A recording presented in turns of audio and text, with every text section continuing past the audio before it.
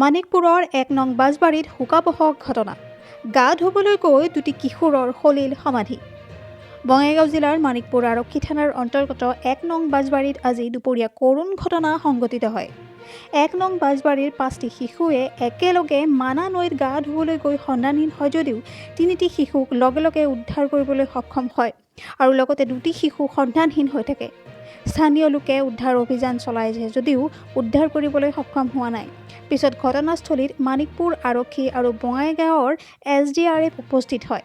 এতিয়ালৈকে SDRFৰ অভিযানত 10 বছৰীয়া ৰকিবুল ইছলামৰ মৃতদেহ উদ্ধাৰ কৰিবলৈ সক্ষম হয় যদিও আব্দুৰ ৰহিম নামৰ শিশুটিৰ মৃতদেহ এতিয়ালৈকে উদ্ধাৰ হোৱা নাই।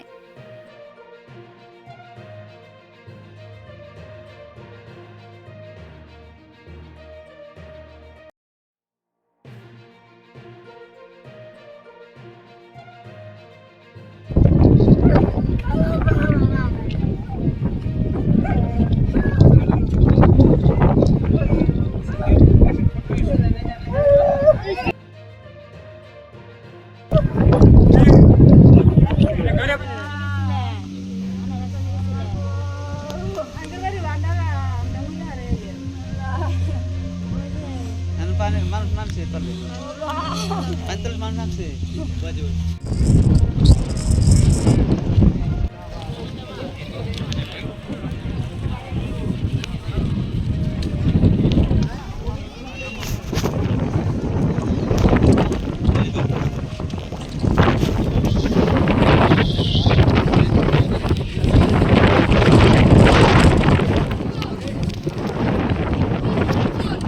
বাজবাৰীত মানে পানীত পৰিছে আৰু কি পাঁচজন ল'ৰাই পৰিছিল, 3জন উদ্ধাৰ হৈছে আৰু এটা মানে পাৱাই নাই।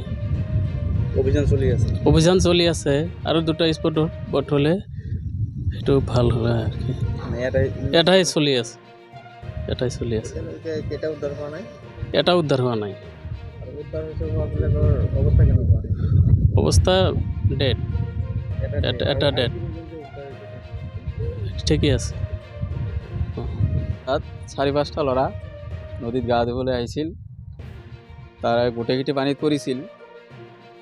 তাৰ ভিতৰত 3টাক এজনী মহিলা একজনেৰ মায়েক আৰ কি কোনোমতে উঠাইছে আৰু যিজন মাকে উঠাল সেই মাকৰ সন্তানটোৱে এতিয়ালৈকে নিখোজ হৈ আছে। এইখিনিয়ে মই জানো। টোটেল 5টা পৰিছিল, 3টা উঠাইছে, এটা মৰা হিচাপে উঠাইছে আৰু এটা এতিয়ালৈকে নিখোজ হৈ আছে এজন। 1 নং বাজবাৰী বাহিনী অভিযান চলাই আছে, থানাৰ পৰা মানুহ আহিছিল। এইটো 11টাৰ পৰা ফোনত যোগাযোগ কৰিছে বুলি মই শুনা পাইছোঁ। মই নাছিলোঁ সদ্যহতে স্পটত।